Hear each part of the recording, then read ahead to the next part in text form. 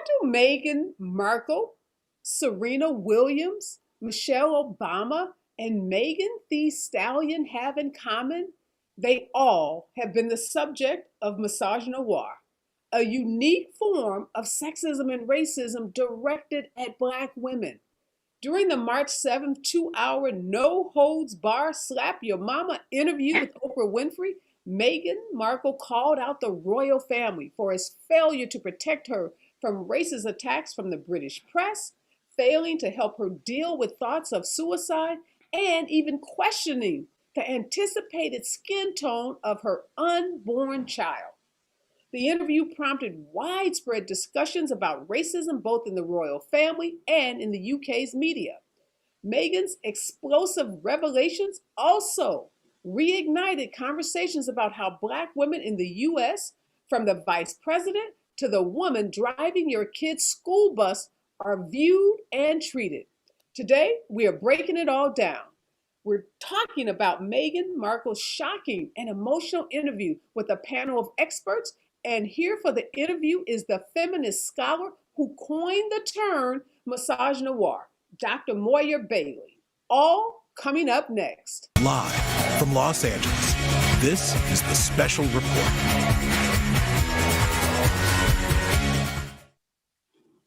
On May 18th, 2018, millions of adoring fans around the world watched Meghan Markle marry Prince Harry and become a member of the royal family. It was a fairy tale. The actress from Suits, a Black woman, an outsider, had infiltrated the castle. She was suddenly thrust into power, into one of the oldest and most impenetrable institutions in the world. Now, less than 3 years later, the fairy tale looks more like a nightmare, as Meghan revealed to Oprah Winfrey in the heavily watched CBS primetime special that the couple had been cut off financially by and virtually pushed out of the royal family due to racism. Although disheartening, Meghan's treatment by the royal family and the British press comes as no surprise to my next guest. She says Black women like Meghan Markle have been subjected to unique denigration for centuries. In fact, she coined a unique phrase to describe exactly what Meghan and millions of Black women experience on the daily. Joining me for the interview is Dr. Moya Bailey. She is a professor of culture, society, and global studies and women's gender and sexuality at Northeastern University.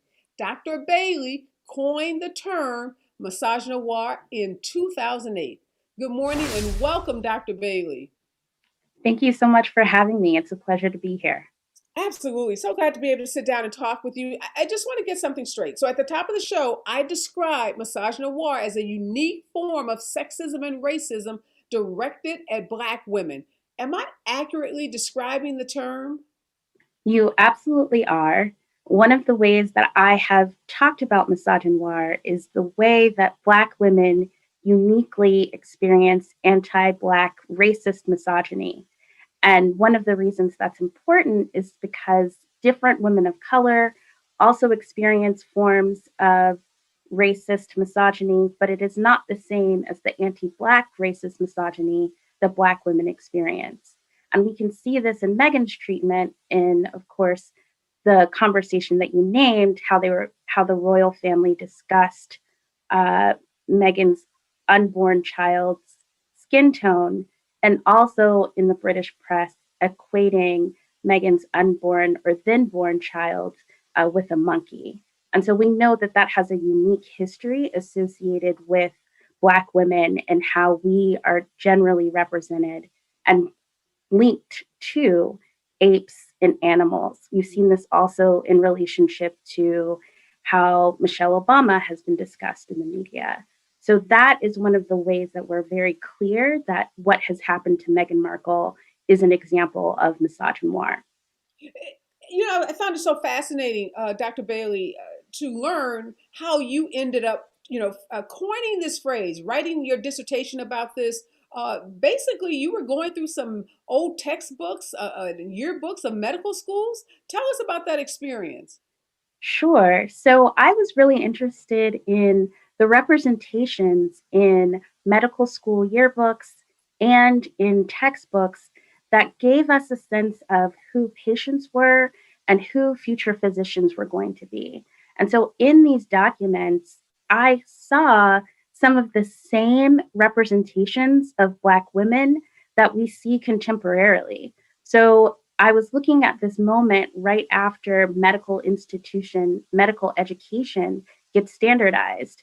And I saw that one of the ways that future physicians were coping with their stress as, medical students and medical doctors in training was to use Black women's bodies as an antithesis or a point of superiority that they had, a voice of authority that they had over Black women's bodies. And for me, it was so interesting because simultaneous to that, we see what's happening in popular culture with how Black women are represented. So it became an opportunity to see what has happened from 1910 to when I was working on my dissertation in the late aughts, that not a lot has changed in terms of the representation of Black women. And that was a really informative point for me. Not that I was, one, surprised that, racism and sexism have continued, but more so that there wasn't a lot of difference in those representations, that the caricatures and the negative ways that these future physicians were talking about Black women are things that we see in popular culture today. And one of the ways that I've tried to articulate that with the term misogynoir is to bring together both misogyny and noir, the French word for Black, but noir also has these film and media connotations. So if we think about film noir and these films, part of what I'm seeing is that there's a real way that representations, what's happening in visual culture and now digital culture, are shaping and sharing all of these stereotypes again and again and again. So why, Dr. Bailey, the need to call it out? I hear what you're saying about, what you experienced when you were doing your research and making those comparisons to the way these white doctors were characterizing Black females, and then looking at how we are characterized in pop culture. Why the need for a new term? Well, I wanted to get specific, and I think there's something that happens when we get to the specific intersection of anti-Black racist misogyny, that there is a different way that we can account for what is happening to Black women. So one of the examples that I give in my forthcoming book, which is titled Misogynoir Transformed Black Women's Digital Resistance, is I talk about the moment when we see in US political spaces the language of the welfare queen, which is used to give different political parties a reason not to support giving people the resources that they need to take care of their families. And despite the fact that there are more white people who use welfare and government assistance, both contemporarily, contemporarily and also previously, that the image and the idea of who is using welfare gets encapsulated in the welfare queen. So that image does a lot of work politically. And so we need to talk about why that persists, this image and idea of Black women being represented as somehow less than and also a burden on society. Yeah. And I want to call out, you mentioned Michelle Obama and how the images of her and the references to her, being a gorilla, being a monkey. We saw those negative portrayals of Michelle when she was in the White House as First Lady. We also saw a different treatment of her in terms of even how she dressed. So, when she decided to take the portrait without sleeves, she was highly criticized for that. Yet we see these photos of Melania Trump and even Jackie Onassis, who were dressed pretty similarly in sleeveless dresses, but not, being called out and not being criticized in the same way as Michelle. Is that another example of misogynoir where, again, a Black woman does something and instantly she's critiqued for it in a way that's not the same if a white woman does exactly the same thing? Yes, and I think we also saw this in the conversation Oprah and Meghan Markle had, where Oprah gives the example of how Meghan eating avocado toast as she is, preparing for her baby's arrival, and also that there was a conversation about Kate Middleton also eating avocado toast. But of course, Meghan's decisions are questioned and talked about in a very negative light, where Kate Middleton's decisions are talked about in a very positive and affirming light. So again, we see this distinction that is being brought to what Black women do versus what white women do. Yeah, and there are a lot of headlines about misogynoir being on full display with regards to the treatment of Meghan. Many people not familiar with the term. Many people not thinking about the unique experiences that Black women have around racism and sexism. And I think many people were surprised also to learn about the Queen and the British monarch's connection to the slave trade. I heard people saying that there's no racism in the UK, that the Queen and the monarch are not associated with, white supremacists and colonialism. And, help us understand as a professor how, how false and misleading those statements are, because as we, anybody that's read anything about history know that there's a deep tie between the slave trade and the creation of the British monarchy. Absolutely. One of the points that I make in my article where I discuss this specific example of misogynoir that Meghan experienced is the reality that Meghan Markle's mother's life wouldn't be possible without the imperial colonialist tradition of the British Empire, a tradition that is still very much alive and well today. And we don't talk enough about how in the year of our Lord 2021 that we still have a monarchy, a commonwealth that is doing all of this work that is very much upholding these centuries old ideas about a monarchy. And that idea that it is somehow separated from the reality of the political impact of the British government is really a falsehood, because we see just in the way that Meghan talks about the firm, the deep impact that the family has in the day-to-day operations of what's happening within Britain. There's also been some conversation about the private secretaries who also go back and forth between their service of the crown and the royal family, but then also being high level political members of parties who do some of the more public facing work of the British Empire.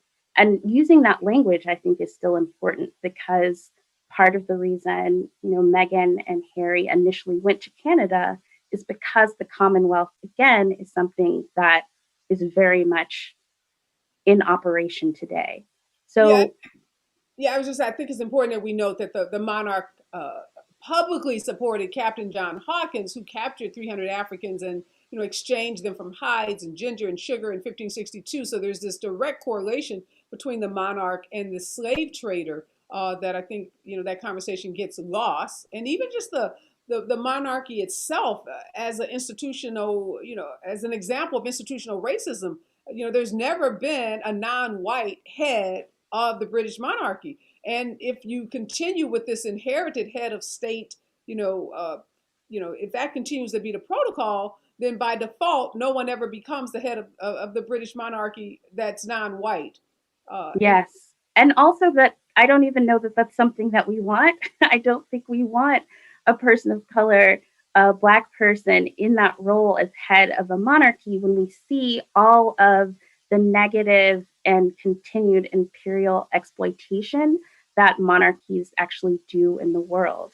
Uh, Again, we don't want I don't know, a more diverse necessarily crown. What we want is an end to the way that imperial colonial power gets exerted on Black and Brown people around the world.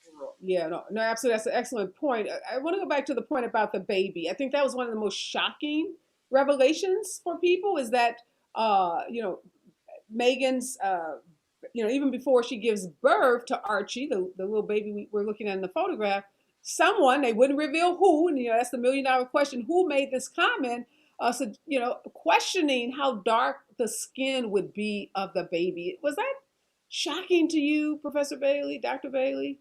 It was not shocking to me. What I do think was shocking is the fact that this was mentioned publicly and that it was something that Meghan and Harry felt like they wanted to say, so that we now know that was a conversation that was happening within the royal family. And I also didn't get the implication that it was said by just one person. The fact that it was a conversation to me suggests that multiple people were having this concern. And again, this is one of the interesting things about the way colorism operates in relation to racism. When I look at Meghan Markle, it's very clear to me that she's a Black woman, who has, as I mentioned in my article, a lot of skin color privilege in terms of how she looks. But having attended Spelman College, I went to school with girls who looked very similar to Meghan and had two Black parents. So again, the way that colorism is operating is perhaps obscuring the ways that anti-Black racist misogyny is operating as well. That there is definitely a difference in the types of misogynoir that Black women experience based on some of these other intersecting identities and ways that people are represented. But it doesn't change the fact that it's misogynoir. Yeah, no, it's interesting that you would say that because I read one of the British commentators who's been vocal and outspoken about this issue, saying that if Meghan herself were a darker skinned African American woman, there would have been no wedding, there would have been no marriage. And it is because of her fair skin, her interracial identity, that this wedding even took place. I want to bring into this conversation now Ella Gorgla. She is the CEO and co-founder of 25 Black Women in Beauty. And I also want to bring in Ashley Edwards. Ashley is a writer and former senior editor at the women's lifestyle media company Refinery 29, whose reports of racism towards Black women prompted his co-founder to resign. Ashley now works at Google. Good morning, Ashley. Good morning, Ella.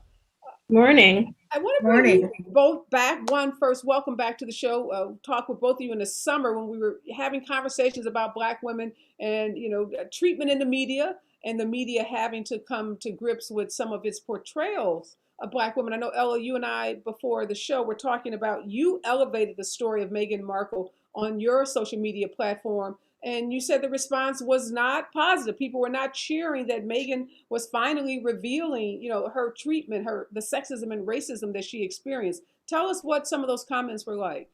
Yeah, I mean the commentary was definitely mixed, to the point that we decided to put a pause on the comments. The goal was to be a very positive post. It was essentially saying, lifting this Black woman up in prayer, because I think what she did was extremely brave, and it was it triggered a lot of emotions for Black women. But there were those who said that, Meghan Markle isn't Black, which was actually really shocking to me. Because I guess for me, I never really saw it as a question, and then it started to raise issues of colorism, and so that began a whole other conversation, and I just feel like our platform is really meant to celebrate, elevate, and just really advocate for Black women in the beauty industry, but of course we advocate for all Black women, and we felt like our post was meant to be supportive and positive. So we didn't want to have a lot of the negative commentary. But I will say that, I think as Black people, we have to acknowledge that colorism, even if it may not be as intense as it once was, it's still an issue in the Black community. And so I think the question of the skin color of her baby, I mean, we have to be honest with ourselves. Those questions happen within the Black community. And but I think it was actually shocking for it to be on such a public stage, as your previous guest had mentioned. Yeah, no doubt, Ella. We can't talk about this conversation and be critical of what Meghan experienced with respect to the royal family without being introspective about how we as a community, African Americans, treat each other, particularly those, those conversations that happen routinely in our homes, in the workplace around, what color someone is, what the texture of their hair is, how broad or thin their nose is. We're having those conversations as well. I think one of the things that also people found shocking was, Meghan's revelation that the big story about Kate Middleton, where she was allegedly made Kate Middleton cry about, something with flowers in the wedding, turns out to be the exact opposite. And these constant comparisons to Kate. And Ashley, I'll ask you, having worked in a female centric media company, when you saw the story or heard the revelation from Meghan about the Kate, I didn't make Kate cry, Kate made me cry. I think what really shocked me the most was Kate didn't come out and tell us that. Were you shocked that Kate never stood up and said, wait, guys, that's not the story. I made her cry. I'm not really shocked, and I don't think anyone on the panel here is very shocked at how that played out. Like you said before, none of us are really going to be on the same scale of what Meghan Markle went through. We're not going to be royals, but in the workplace as Black women, we are scrutinized to a point that white women aren't. We are scrutinized to, if we're smiling in the office, our tone of voice, the way we write emails. It was very interesting that Kate Middleton, they had this sort of disagreement. She made Meghan cry, but the story was that Meghan made Kate cry. And I do wonder how that story even got out there. And the fact that Kate never came out and said, no, the story is wrong, makes me question who really leaked the story to the press. It's very obvious that these stories weren't just kind of invented by the press on their own. There was a kernel of truth there, and the press got it somehow. So I really wasn't surprised at all. Yeah, and there were comments on social that said, hey, not surprised because white women often don't stand up and own their role in, these confrontations that Black women have, whether it's as a royal, as you said, or in the workplace. Dr. Bailey, in your work, we've been talking a lot about allyship, over the last 6 months or so. What do you see? What do you make of not just Kate, but I had issues with the Queen. Even though Meghan and Harry were being very diplomatic, I'm thinking, okay, this is grandma. Take the queen hat off. This is your grandson. This is your new granddaughter, your great grandson, and your new granddaughter. I expected her as a grandmother to be more protective of this young couple and their baby. Was that just unrealistic, Dr. Bailey, on my part? Was I being naive, hopelessly naive, that a grandmother would care about something like this? I have to say that what we've seen with The Crown actually gives us the answer, in that we see the British royal family acting in support of itself and what it believes are its best interests. And Meghan and Harry and young Archie did not actually fit into that equation.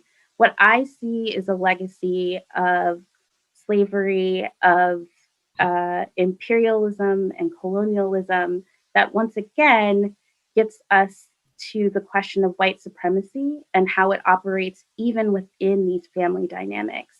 That you could have someone who is the grandmother, but an even great grandmother, right, who's not interested in protecting these members of the family because there's an assumption that they are somehow other, somehow outside the bounds of protection. And for me, that is, again, bringing us back to the question of how we want to go forward as a world. Do we want to invest in a monarchy and all of the ideas and things that come along with a commonwealth and all of the ways that the British rule still operates in our and has a disproportionate impact on the way that the world actually moves? So for me, I wasn't surprised, but I definitely saw it in just continuation of this long legacy of imperialism. So, Ella, consistent with what Dr. Bailey said, Piers Morgan, we've seen reaction from folks like him, from Sharon Osbourne, who blew up as Cheryl Underwood on The Talk.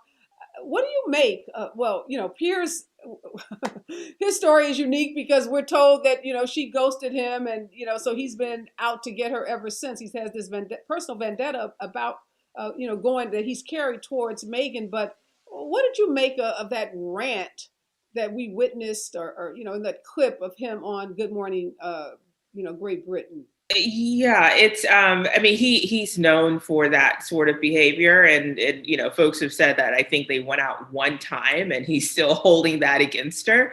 I think I lived in London for 2 years. I went to school in London. It's it's truly a society that doesn't think racism exists until it's like crazy and in your face. It's a place where you're supposed to look the other way. Even like microaggression doesn't exist. But what I think this moment has done, this moment with Meghan Markle, is that it has really unveiled, as Dr. Bailey put it, sort of white supremacy, if you will, in British culture. And I think people are now, like, if you even look at trends, are now looking at the Great British Empire and sort of their history and how that has now sort of leaked into, to modern day conversation. I think that anyone that says that that racism did not play a factor in how she was treated in the press is in complete and utter denial. Because it did. And I think as for me, as a dark-skinned Black woman, and I'm like, if Meghan Markle is treated like this, and I think she did everything. I mean, she literally said it. She was like, I told them I will be a vessel for you. Whatever you need me to do, I will do. And she was willing to play that part. But I think even she realized that, if you're Black, you're Black. No matter your skin color, they will still treat you differently. And I think that interview has, the implications are pretty severe. Yeah. Ashley, Candace Owen, I'm going to say her name quickly. Very quickly. Forgive me, only because there's some headline, but y'all got it. But anyhow, she says Meghan isn't even Black enough to be the subject of racism. And I only bring that up because we are having this conversation about colorism. And, there's this notion and maybe Britons have it, and Ella, you lived there for 2 years, you can help us out on this, that somehow because, her father is white, her mother is Black, that somehow that makes her less Black and less the subject of this kind of vile racism that we saw. Help us understand how just completely wrongheaded and false that kind of analysis is. I think it's obvious that it's false, because if she wasn't really experiencing so much bullying, I really don't think her and Harry would have went to the lengths they did to leave the monarchy. And yes, Meghan Markle is very fair-skinned. She straightens her hair. And I believe Dr. Bailey said in the beginning, like, if she had been any darker, there wouldn't have even been a wedding. But at the end of the day, it didn't matter what her skin tone was. She was still treated just like any other Black woman. And I'm really happy that her and Harry kind of revealed this conversation about Archie's skin tone, especially as somebody who has really fair skin. I think people with lighter skin like myself, we need to be speaking about colorism and how we benefit from it, and even how it still impacts us. And I won't repeat her name, but I think it's her job to make these sort of bad faith arguments to derail the conversation. So I think that's all that it really is. Yeah, no, thank you. Well said and well put. And just keep this conversation moving, even in our family. So I have 3 kids, and two of my kids are super fair skinned, and one of my daughters is darker. And one of my nephews asked my darker skinned daughter, how was it to be in a family where everybody's so light? And I wanted to strangle him, first of all. But she was 6, 7 years old. So I mean that kind of stuff, that's a whole separate conversation we have to have. But we have to own that too. I do want to ask you, Ella, though, about this bullying. So now the monarch is investigating whether Meghan bullied, folks in the monarch, in the palace, the royal family. how often does this happen? When we speak our truths about racism and sexism, we now somehow become the perpetrators. We are the bullies. We are the ones at fault. And now there's a full-scale investigation, law firm involved, investigating her. Yeah, it happens all the time. It happens all the time within corporate America. If you are brave enough to speak up about bullying within corporate America, about retaliation, you are attacked. It's like it's a known fact. Like you have to accept the fact that now you are going to, that their PR team, because it's their PR team that creates these storylines, will now be coming after you. And I have to say that, I think, like I said, what she spoke triggers so many Black women, even myself, because I too have gone through significant bullying within corporate America. And I think there's more to her story. I mean, if you think about the length that she has gone through, like coming on to Oprah to I don't know how many people saw it, but it was like Oprah's second biggest interview, second to Michael Jackson. She did this for a reason, because it was probably something super serious. And that's why I think it's unfortunate when the people that I think are intended to lift you up and to support you aren't there. And I'm sure she's dealing with that right now. Even the comments literally that I saw on our own platform, that I was aghast. Like there, and I always think that we have such a positive and supportive platform, but there are folks who are like, she didn't really acknowledge her Blackness, and so why should we support her? And I'm like, have you seen her mother? Her mother was at her wedding. She did not deny her mother, so she did not deny her Blackness. Yeah. But I think this is just the tip of the iceberg, truly. Yeah, no, there are attacks against her mother as well. Disparaging remarks about where she lived here in Los Angeles, her neighborhood, saying she was straight out of Compton, comments comparing her neighborhood to a ghetto. I mean, the attacks on her mother were also incredibly vicious. One last question for you, Dr. Bailey. What do you hope this whole conversation, what do you hope we get out of this, particularly, Black women in the U.S. who are looking at this story, who are glued to the story, who are amplifying it on our social media platforms, who are talking about it with our kids, with our coworkers? What should be the takeaway for us? The takeaway should be that the experiences for Black women who do not have the same sort of class complexion privilege that Meghan Markle has are experiencing this and more. The takeaway should be that we have to do a deeper dive into the experiences of Black women who do not have the relative privilege that Meghan Markle has, that they are experiencing all of the misogynoir that Meghan has experienced, and again, more and more and more on top of that. And I know you just did a wonderful remembrance of Breonna Taylor. And for me, it seems important to link these together, because when we have a situation where a Black woman is gunned down in her own home, is left for 20 minutes without medical attention, is left there before her family is even able to go in and see her, to me, that is also a representative of how misogynoir operates, that Black women who are not as privileged experience even more dire outcomes. And so what I want us to do is to see Meghan's story as one that actually gives us a little bit of a window into what other Black women are experiencing.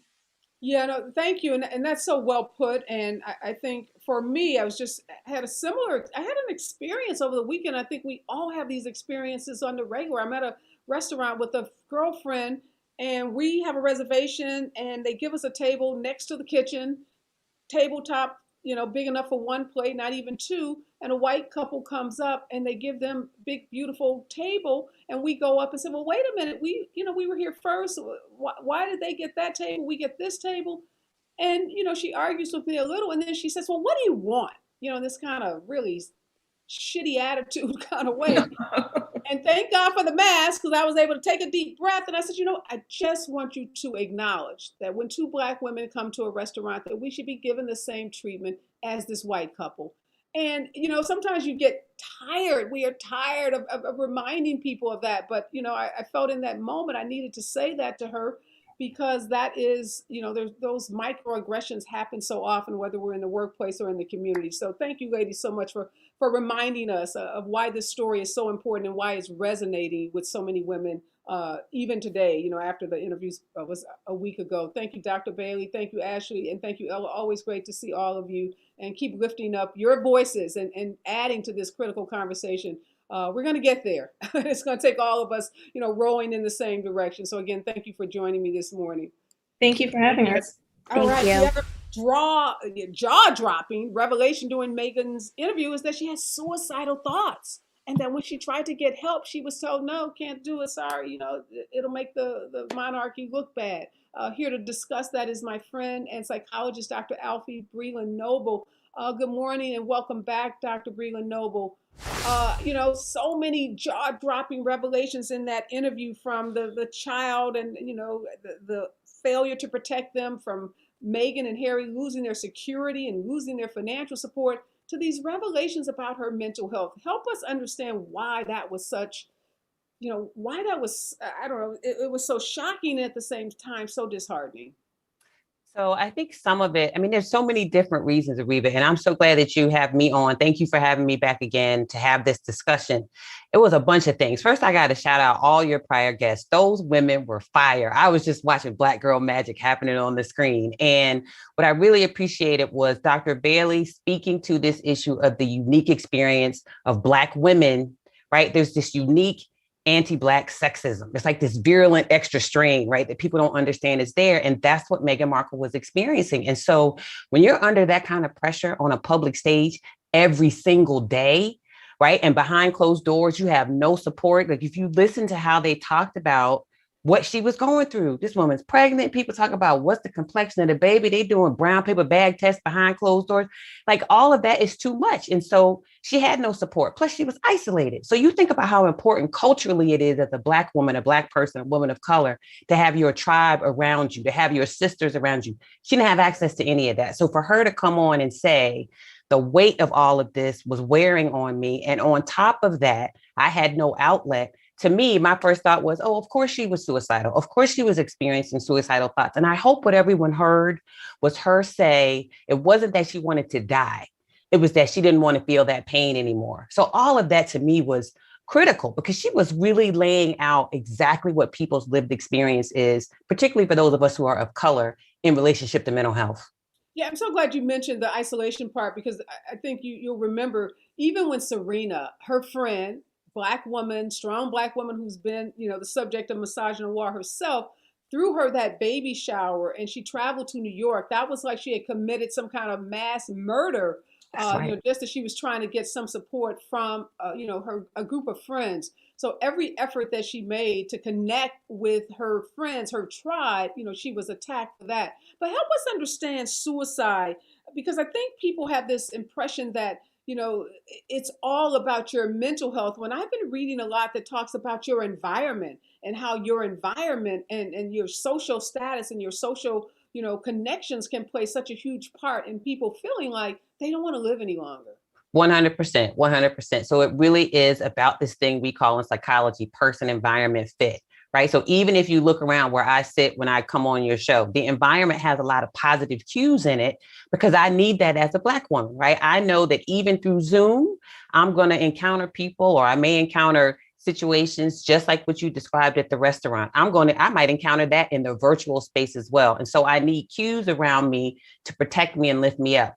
The same thing is true for all of us. You need an environment that builds you up and sustains and supports you the same way you have to do that for yourself internally. So that environment is really critical. I think what's key about this situation is that I believe Meghan Markle went into this situation probably thinking, right? Now she got a Black mama with locks, so she knows racism and she knows sexism, but probably thinking maybe we've turned a corner. Maybe things are going to be okay. I know they're not going to be perfect, but maybe they'll be okay. And that's not what she experienced, right? And so you have all these people coming coming at her, saying to her, oh, we welcome you, we love you. This is what we all saw publicly.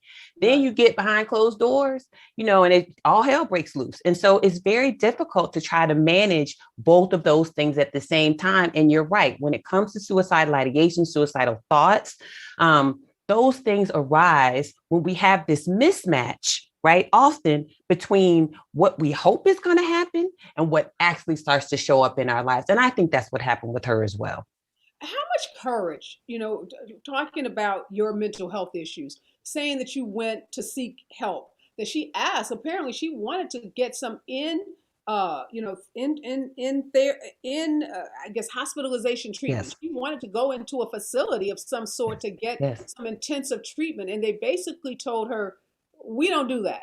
Yep. That's going to look too bad. That the word will get out. It'll somehow be a mark against the monarchy. It'll make us look bad."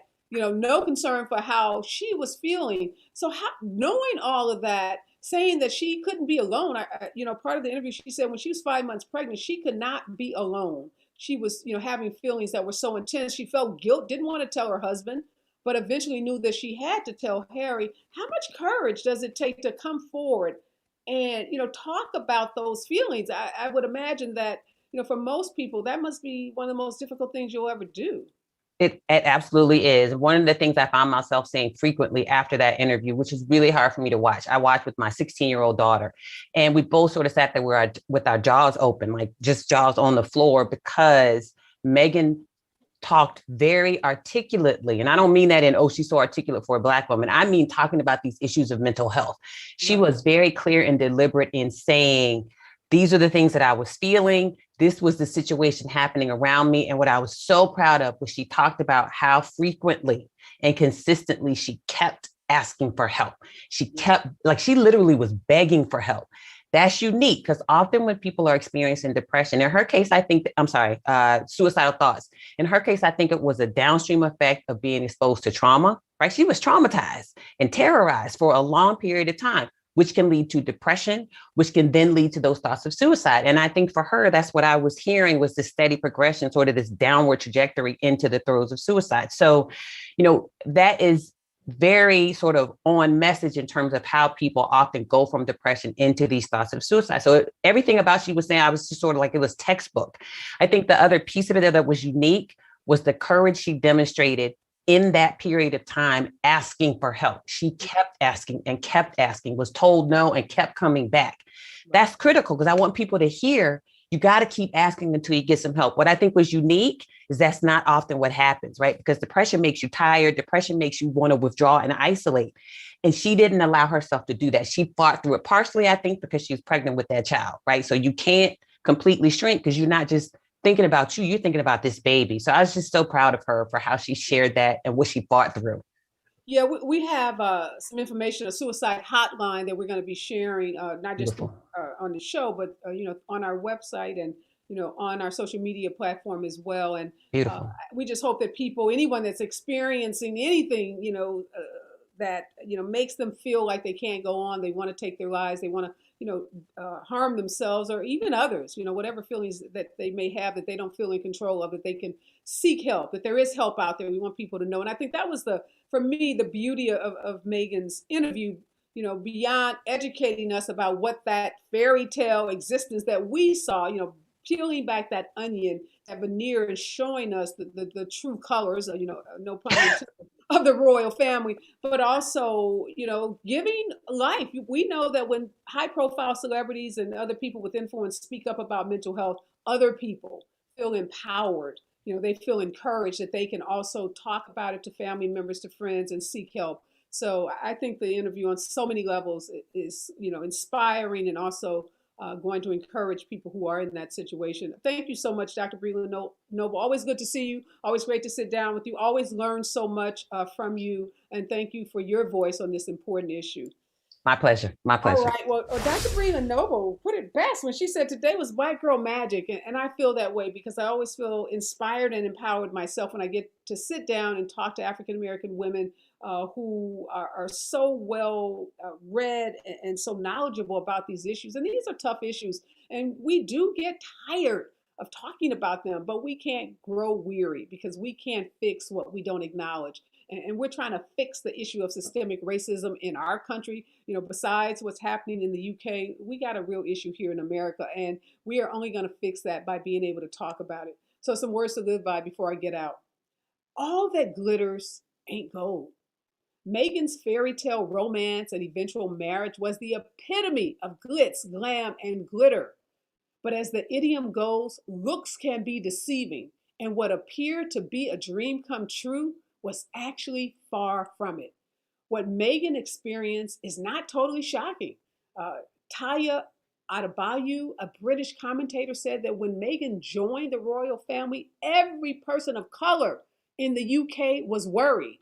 After all, she said the institution is rooted in colonialism and is based on white supremacy. So many ask, how could the marriage possibly end well? For many Black women, the headlines and social media discussions were painfully familiar. Social media conversations questioning whether racism affected the treatment of Meghan by the British press and royal family is yet another example of a Black woman's experiences with racism being discarded through denials and gaslighting. As soon as the interview aired, many were quick to deny Meghan's allegations of racism. The New York Post published a column titled, "Meghan Markle's interview was full of bull." And as we already talked about, Piers Morgan quit his job on Good Morning Britain after facing backlash for saying Meghan lied about suffering suicidal thoughts. He called the interview a 2-hour trash of our royal family. And even the royal family issued a statement saying that they were saddened, but recollections may vary. I read that to mean this girl is lying. But see, the incredulity about Meghan's claims are emotionally exhausting to watch. It hits home for so many Black women who have had our own experiences with racism invalidated. Yes, the woman at the restaurant told me this isn't about race. She tried to invalidate what I had witnessed and experienced with my own eyes. See, sadly, this happens every day in boardrooms, offices, and even restaurants all over this country to women, and these so many women with far less power and platforms. These everyday women are not likely to get interviewed by Oprah or be the subject of a 2-hour CBS special. But see, that doesn't make them any less deserving of our support, and it doesn't make their stories any less believable. And if we can take away anything from Meghan's interview, I hope we learn that it's time to listen, it's time to learn from, and it's time to stand up for Black women all over the globe. And in the words of 3-time Grammy Award winner and Houston rapper Megan Thee Stallion, whose captivating performance at last night's Grammys left viewers speechless, I hope that Black women never stop fighting for ourselves because, as Megan said, and this is Megan Thee Stallion, at least for now, that's all we have. I'm out, y'all. Be safe out there. Wear your mask. Remember, we're all in this together. And thank you so much for joining me this morning. And thanks to all of my guests. Have a phenomenal day.